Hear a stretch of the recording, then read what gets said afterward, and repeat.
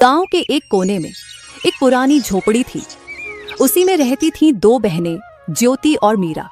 माँ बाप कुछ साल पहले आई महामारी में गुजर गए थे।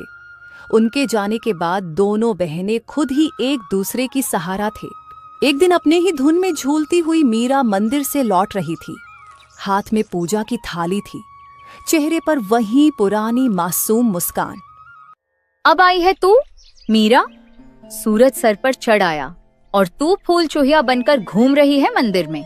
दीदी, मैं जल्दी आने वाली थी, लेकिन गौरी काकी की बकरी झाड़ियों में फंस गई थी। निकालने में थोड़ी देर हो गई।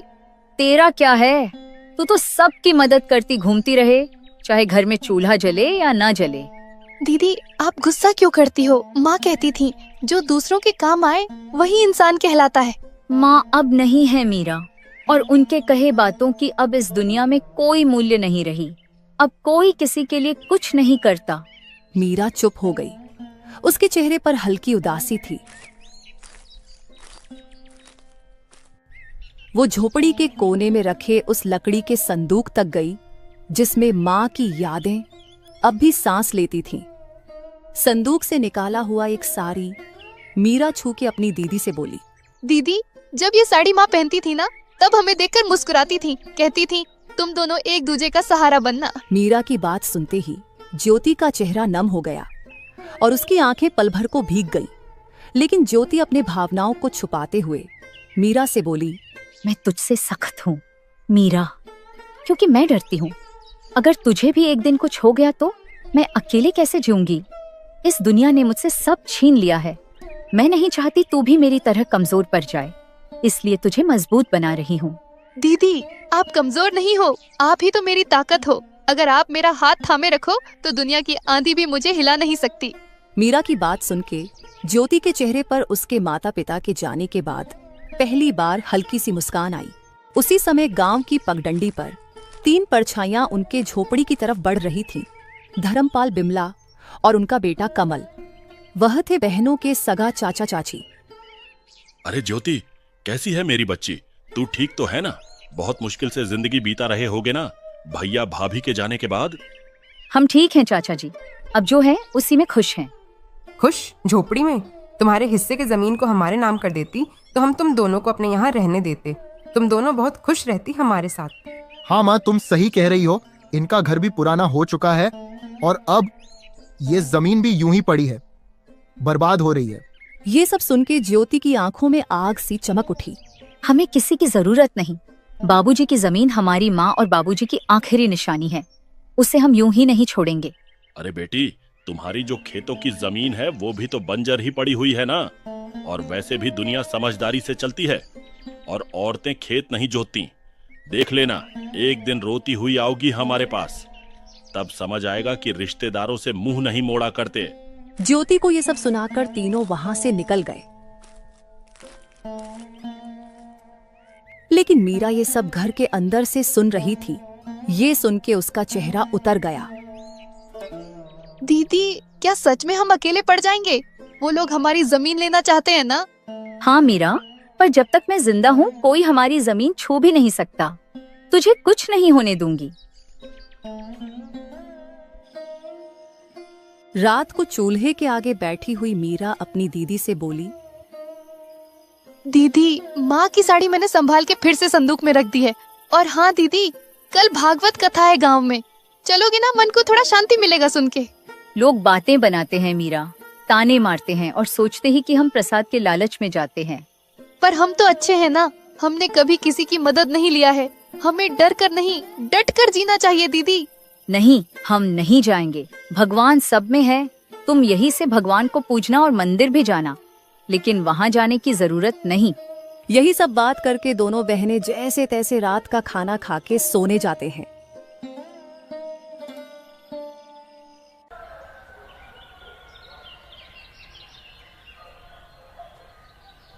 अगली सुबह दोनों बहनें अपनी जमीन को देखने जाते हैं, जिसमें दोनों बहनों ने मेहनत करके थोड़ी सी सब्जियां उगाई थीं।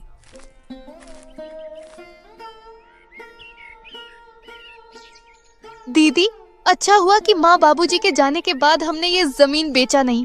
अभी देखो हमने मेहनत करके कितनी सारी सब्जियां उगाई है। अब हम किसी व्यापारी को ये बेच के थोड़े पैसे कमा सकते हैं। हाँ तू ठीक बोल रही है, इसे बेच के कुछ दिन का तो गुजारा हो जाएगा, लेकिन क्या दीदी? ऐसे बेच के हम कुछ दिन ही गुजारा कर पाएंगे, उसके बाद क्या?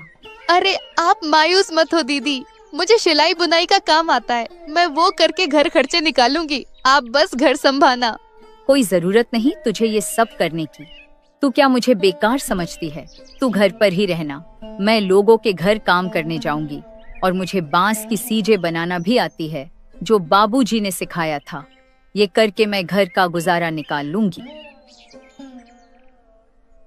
ये सब बात करके दोनों कुछ समय अपने खेत में व्यतीत करने के बाद घर आते हैं।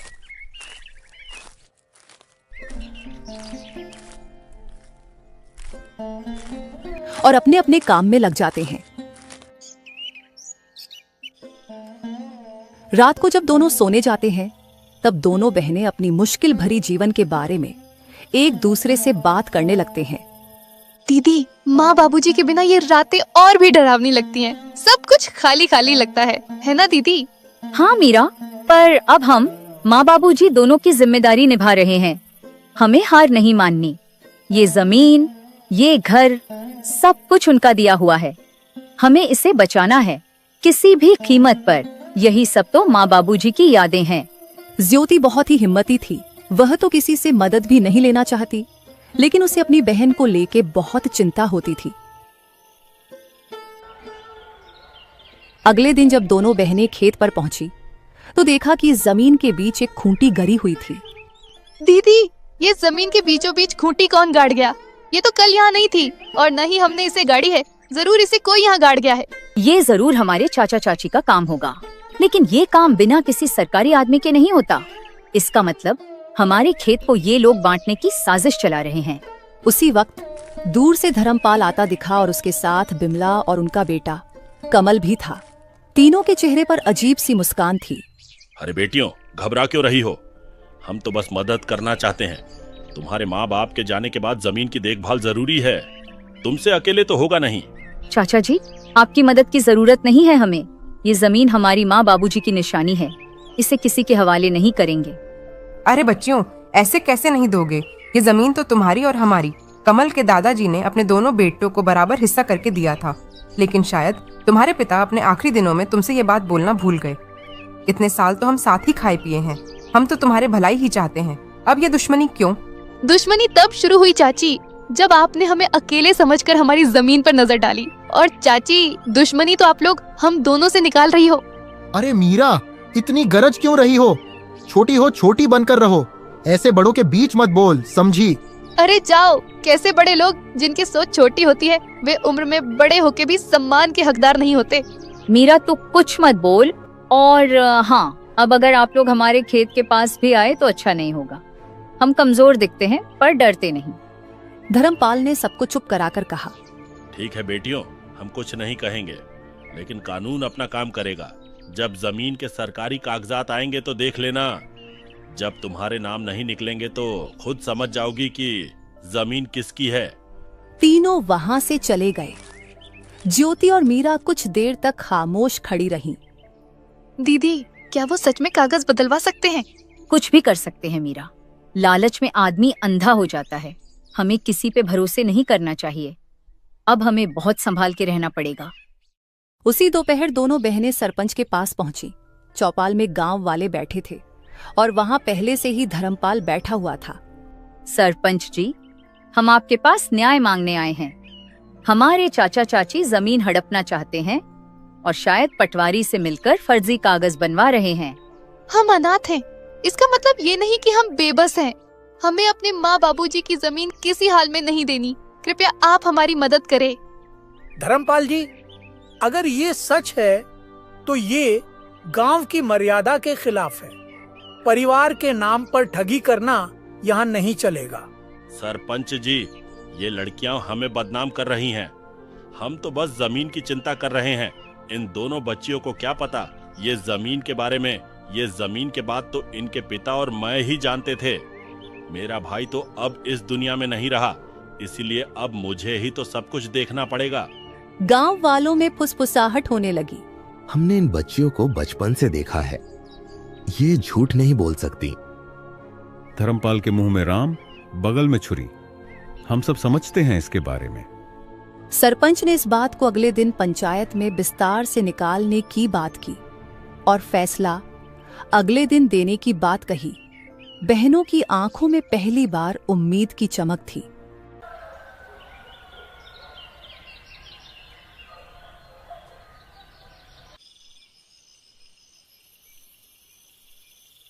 रात को झोपड़ी में दोनों बहनें आपस में बात करती हुई, दीदी क्या कल हमारा साथ देंगे गांव वाले? देखते हैं क्या होता है। मुझे किसी पर भी भरोसा नहीं रहा है। आखिर माँ बाबूजी के जाने के बाद मदद ही कहाँ की किसी ने हमारी। हमें बस भगवान पे भरोसा रखनी होगी। माँ बाबूजी तो नहीं है, पर उनका आशीर्वाद जरूर है हमारे साथ। आप देखना दीदी, हमारे साथ कुछ बुरा नहीं होगा। रात गहरी हो चली थी। दूर कहीं उल्लू की आवाज गूंजी और हवा में कुछ सिसकियां थीं और उन सिसकियों में मीरा की भी सिसकियां शामिल थीं। दोनों बहनों को चिंता की वजह से नींद भी नहीं आ रही थी। दीदी विश्वास ही नहीं होता है ना कि हम अब अकेले हैं। कभी कभी तो ऐसा लगता है कि बाबूजी अचानक आएंगे और मुझे गले लगा लेंगे।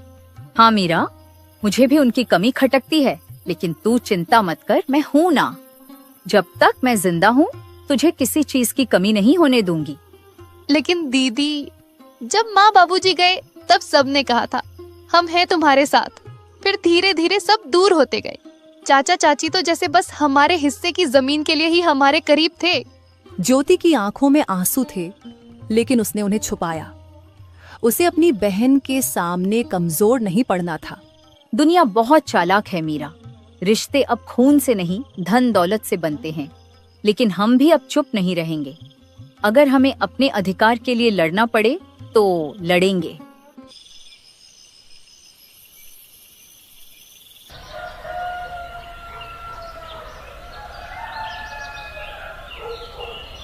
सुबह होते ही गांव में एक अफवाह फैल गई कि धर्मपाल अब पंचायत से कहकर जमीन अपने नाम करवाने की तैयारी कर रहा है। गांव की गलियों में लोग कानाफूसी करने लगे। अरे सुन सुग्गो, धर्मपाल ने तो कमाल कर दिया। अपने ही भाई की बेटियों को बेघर करना चाहता है। हाँ काकी, कैसा रिश्तेदार है, अपने ही भतीजों को बेघर करने में तुला हुआ है। इन बातों की भनक ज्योति को लगी तो वो मीरा को लेकर सीधा सरपंच के वहां पहुंची। सरपंच जी, हमें आपसे इंसाफ चाहिए था। मेरे माँ बाबूजी की जमीन पर मेरे चाचा जबरदस्ती का दावा कर रहे हैं और आप लोग उनका साथ दे रहे हैं। मुझे आपसे ये उम्मीद नहीं थी। हम कोई अबला नहीं है, हम ऐसे चुप नहीं रहेंगे सरपंच जी। ऐसे कैसे कोई भी आके हमारी जमीन हड़प लेगा। थोड़े समय बाद धर्मपाल, बिमला और कमल भी वहां पहुंच गए और वहां पर नाटक करने लगे। सरपंच जी, हम तो बस इनकी भलाई चाहते हैं। भाई की मौत के बाद हमने ही इन्हें पाला है, आप तो ये अच्छे से जानते हैं। और अब जब लड़कियां बड़ी हो गईं, तो हमें बदनाम कर रही हैं। जरा सोचिए, क्या यही इंसानियत है? ज्योति बेटी, तुम्हारे चाचा तो ठीक कह रहे हैं। तुम लोग तो एक ही परिवार के हो। परिवार के बीच ये झगड़ा क्यों? वैसे भी सरकारी कागजात के हिसाब से तुम्हारी जमीन में इनका भी हक है। ऐसे कैसे सरपंच जी? ये लोग हमारी मजबूरी को देखकर हमारा फायदा उठाने आए हैं। ये कोई परिवार नहीं है, ये बस जमीन के लालच में परिवार होने का दिखावा कर रहे हैं। ये सब बात चल ही रही थी कि तभी पटवारी भी वहां आ जाता है। हरीश चंद्र की जमीन कानूनी तौर पर सिर्फ उनकी नहीं है, इसमें उनका भाई धर्मपाल का भी हिस्सा है। ऐसे कैसे? तुम लोग तो बस कागजात के बारे में बोल रहे हो, लेकिन क्या सबूत है कि हमारी जमीन का चाचा जी भी हिस्सेदार है? हाँ ज्योति बेटिया, बात तो सही कह रही है। तुम लोग कुछ पुख्ता सबूत भी पेश करो, तब जाके मैं पंचायत बुलाकर सही फैसला ले पाऊंगा।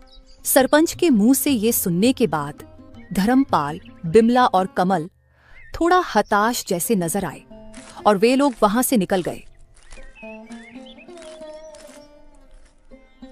अरे पटवारी, तुम किसका इंतजार कर रहे हो? तुमको नहीं जाना उनके पीछे पीछे कितने पैसे खिलाए थे मेरे चाचा ने? ज्योति की ताना सुन के पटवारी शर्म से वहां से निकल जाता है। बिटिया, मुझे गलत मत समझना।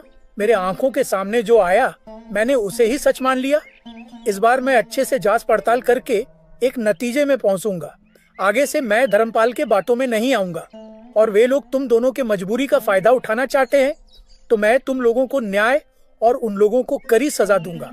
सरपंच के मुंह से ये सुन के दोनों ने थोड़े राहत की सांस ली और थोड़ा शक, थोड़े खुशी के साथ घर लौटे।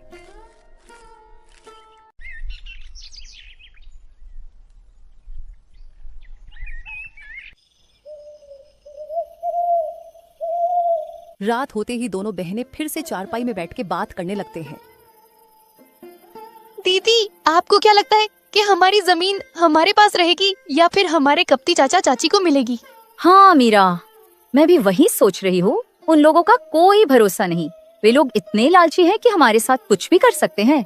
माँ बाबूजी के जाने के बाद उन लोगों ने अपना असली रंग दिखना शुरू कर दिया है। यही सब चिंता में दोनों बहनों ने मुश्किल से अपनी रात काटी।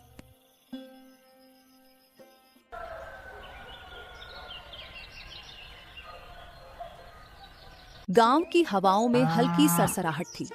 आसमान में बादल थे, पर बारिश का कोई नाम ओ निशान नहीं।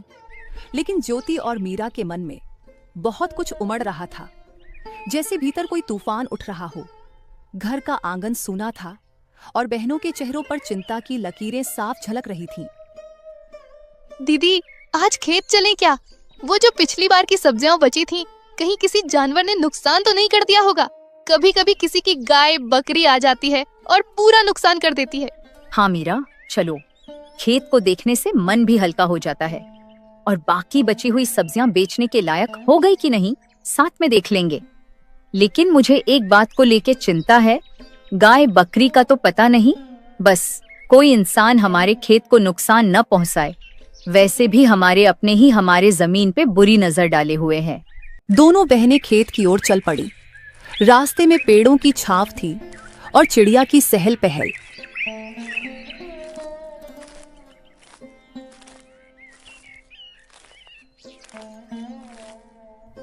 जैसे ही दोनों खेत के पास पहुंची, मीरा ने दूर से किसी की परछाई देखी।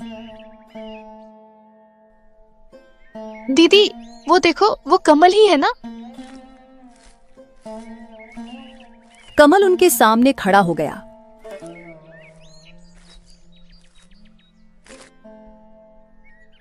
आंखों में गुस्सा, चेहरे पर घमंड।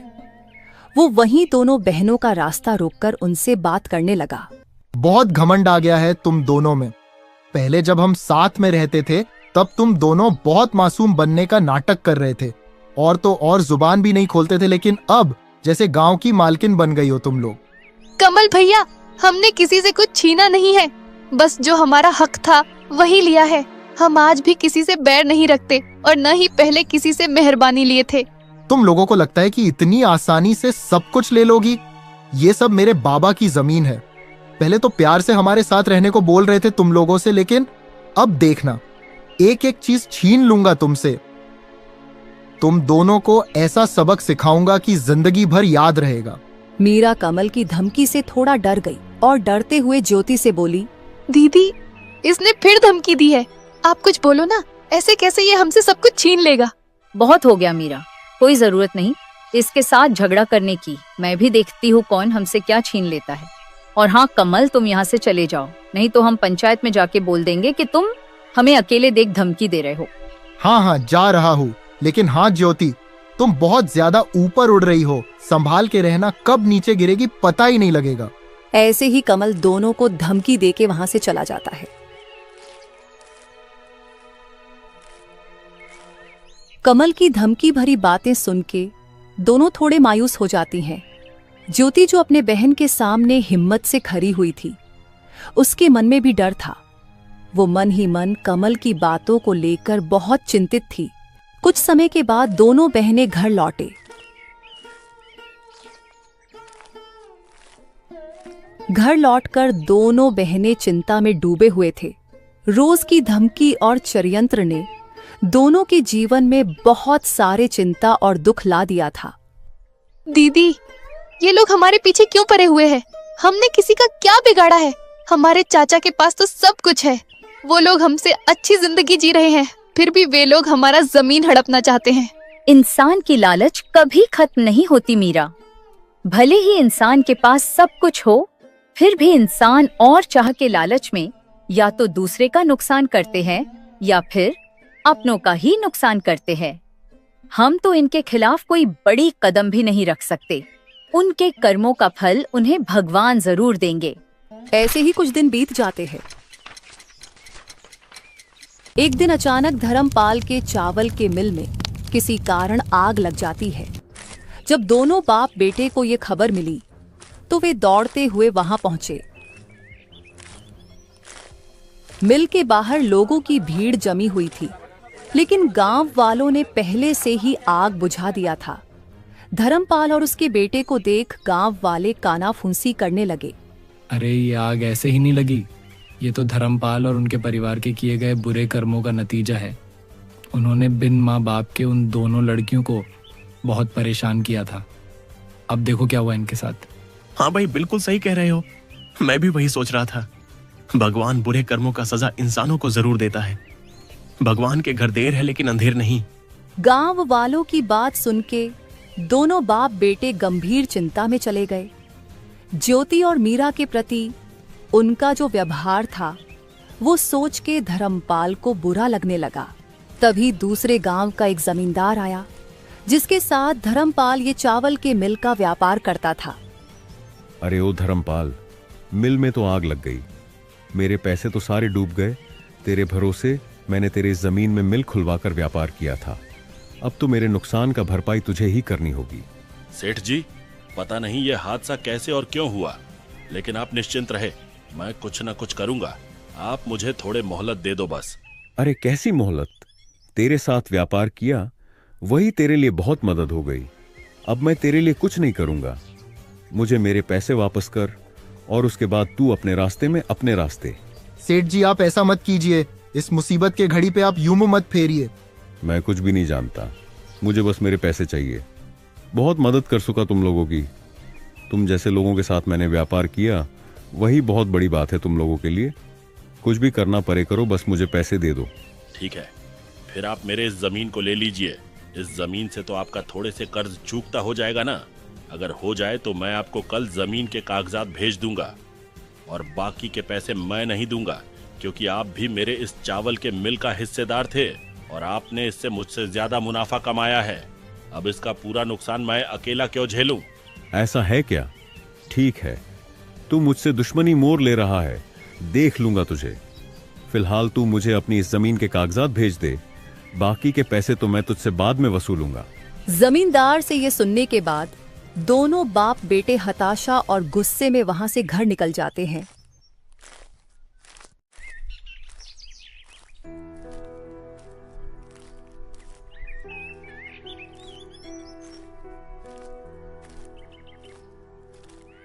घर जाके धर्मपाल अपनी पत्नी से आज के दुखद हादसे के बारे में दुखी मन से बताता है। अरे भाग्यवान, हमारे साथ ये क्या हो गया? हम तो पल भर में बर्बाद हो गए। पूरा कारोबार, जमीन सब कुछ छीन गया। अब तो बस ये घर ही बचा हुआ है। मुझे पता है ये सब भगवान हमारे बुरे कर्मों का फल दिया है हमको। ये जी, आप ऐसे मायूस मत हो, कुछ रास्ता होगा। हम ऐसे कैसे बर्बाद हो गए? और हाँ, आप तो वो दूसरे गांव के जमींदार के साथ व्यापार करते थे ना, उनसे मदद मांगिए ना, वो तो कुछ मदद कर देगा। अरे कैसी मदद माँ, वो आदमी मदद करेगा। अरे मदद छोड़ो, उसने हमारे चावल के मिल के जमीन को भी हड़प लिया। अरे ये क्या कह रहा है तू? अगर किसी से मदद नहीं मिला तो हम क्या करेंगे इस मुसीबत के घड़ी में? छोड़ो भाग्यवान, जो हुआ है वो सब अपने ही बुरे कर्मों का नतीजा है। तुम खुद ही सोचो, हमने मेरी दोनों भतीजियों को कितना दुख दिया है, उसी का पाप लगा है हमें। हाँ माँ, बाबूजी बिल्कुल सही कह रहे हैं। हमने पाप किया है, हमें अब इसी दुनिया में पापों का फल भुगतना पड़ेगा। पता नहीं बिना पैसों के अब ये घर कैसे चलेगा। हाँ कमल बेटा, तू सही बोल रहा है। अब हम ये घर कैसे चलाएंगे? हमें तो गांव में कोई मदद भी नहीं करेगा। ज्योति और मीरा के ऊपर किए अन्याय के लिए गांव वाले भी हमसे नाराज है। ऐसे तो हम सड़क पे आ जाएंगे। ये सब बात करके तीनों बहुत उदास हो जाते हैं और तभी इस उदासी भरी माहौल में बिमला बोल पड़ती है। ये जी, मेरे मन में एक विचार आया है। क्यों ना हम ज्योति और मीरा के पास जाके उनसे मदद मांगे और साथ में उनसे हाथ जोड़ के माफी भी मांग लेंगे। मदद? कैसी मदद माँ? वे दोनों हमारी कैसे मदद करेंगे? उनके पास तो मदद करने के लिए कुछ भी नहीं है और न ही वे मदद करेंगे। आखिर इतना दुख जो दिया उनको हमने। अरे क्या बोल रही हो तुम? पागल हो गई हो क्या? कितना परेशान किया है उनको। अब किस मुंह से जाऊंगा उनके पास मदद मांगने? और वे तो खुद ही कितनी मुश्किल से जी रहे हैं, हमारी क्या मदद करेंगे वे? अरे आप लोग थोड़े शांत हो जाइए। हम उनसे पहले दिल से हाथ जोड़कर माफी मांगेंगे और उसके बाद हम उनके जमीन पर खेती करने की इजाजत मांगेंगे और खेती का जो भी मुनाफा होगा उनको भी आधा देंगे और हमारा भी जैसे तैसे गुजारा हो जाएगा। और हाँ, मैं इस बार लालच में नहीं बोल रही हूँ, मैं बुरी परिस्थितियों के चलते बोल रही हूँ। तुम बात तो ठीक ही कर रही हो। हमें तो कोई मदद करेगा नहीं और हमें तो ज्यादा कुछ काम भी नहीं आता, बस थोड़ा खेती बाड़ी जानता हूँ मैं। और अगर वे लोग मदद के लिए मन जाए तो कमल भी मेरी खेती में मदद कर देगा। हाँ बाबूजी, मैं करूंगा मदद। चलिए बात करने जाते हैं उनसे, और अगर वे मदद नहीं भी करे तो कम से कम माफी की उम्मीद तो रख ही सकते हैं। ये बोल के तीनों ज्योति और मीरा के घर पहुंचे।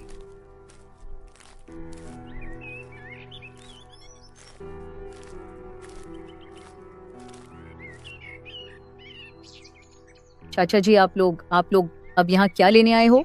ज्योति बेटी, हमारा चावल के मिल पे आग लग गई है, हम तो पूरा बर्बाद हो गए। हाँ, मुझे पता चला आपके बारे में और मुझे इस बात का खेद है, लेकिन आप हमारे पास क्यों आए हो? क्या आपको लगता है कि आग हमने लगाया है? नहीं ज्योति, तू हमें गलत समझ रही है। हम तो तुम दोनों से माफी और मदद की आस लेके आए हैं। मदद? कैसी मदद चाची? क्या मदद चाहिए आपको? हम तो खुद ही जैसे तैसे जी रहे हैं और आप किस हक से मदद मांग रहे हो? हम हैं ही कौन आप लोगों के? बिमला ने गिड़गिड़ाते हुए ज्योति और मीरा को सब कुछ बताया। और ये सब बात होते समय धर्मपाल और कमल शर्म से अपनी सिर झुका लिया था। मीरा बिमला की बात सुन के बोली, हम मदद करेंगे चाची, जो हुआ सो हुआ। आखिर आप लोग हमारी चाचा चाची है, हम आपके साथ हैं। क्या बोल रही तू मीरा? पागल हो गई है क्या? भूल गई कितना दुख दिया है इन लोगों ने हमें, और हमारे बुरे समय में ये लोग कहाँ थे? अब क्यों मदद करेंगे हम इनकी? ऐसे मत बोलो दीदी, आज माँ बाबूजी होते तो वे भी इन मुसीबत में इनकी मदद करते। और माँ बाबूजी कहा करते थे कि माफी बहुत बड़ी जीत है और माफ करने वाला ही असली विजेता है। फिर भी मीरा, मैं इन लोगों की करतूत नहीं भूलूंगी। मैं मदद करने के लिए तैयार नहीं हूँ। दीदी, आपको मेरी कसम, कृपया आप उनकी मदद कर दीजिए। और वैसे भी इनको हमारे जमीन पे खेती करने देंगे तो हमारी भी बहुत मदद होगी और हम आगे से हंसी खुशी एक साथ रह पाएंगे। मान जाओ ना दीदी, मुझे माँ बाबूजी की कमी बहुत खलती है, इनके साथ होने से मुझे अच्छा लगेगा। ज्योति मीरा का मासूम चेहरा देख उसकी खातिर मान जाती है और धर्मपाल, बिमला और कमल ने भी हाथ जोड़ के दोनों से माफी मांगते हैं और वादा करते हैं कि आगे से कभी भी उनका बुरा नहीं सोचेंगे।